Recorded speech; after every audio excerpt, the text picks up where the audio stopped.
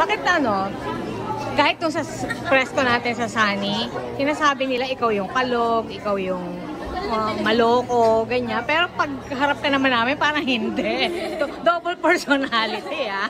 Well, ano po kasi, talagang, I'm not saying naman po na I'm not comfortable with you guys, but sa sobrang comfortable po ako with my co-actors. Like, napapakita ko yung funny side ko, yung pagkakalog ko. And ako kasi po yung tao na parang I want everyone na happy. And ako gusto ko na ako yung isa sa reasons kung ba't sila happy sa set.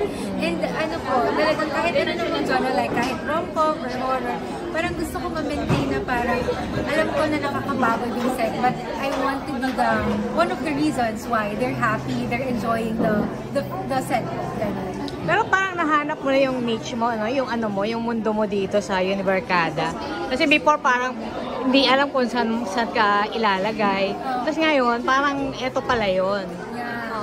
Yun nga rin po, parang at first siguro kahit sinabos, hindi try ako sa lahat actually. So parang, actually na-try ko na po lahat ng genre. And yun nga po, parang masasabi ko na yung university series, one of the biggest blessings. So nag-open ng maraming doors. And yun, forever grateful to Viva, to my bosses for this opportunity. And ngayon po, napasama naman ako sa first ever horror original series ng Viva.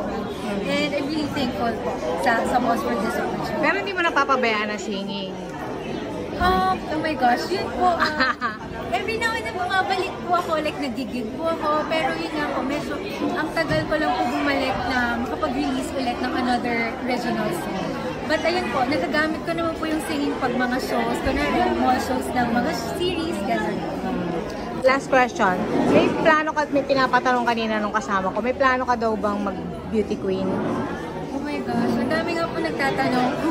May bala ko in the future mag-beauty queen kasi parang pwede naman daw sa height, gano'n, proper training.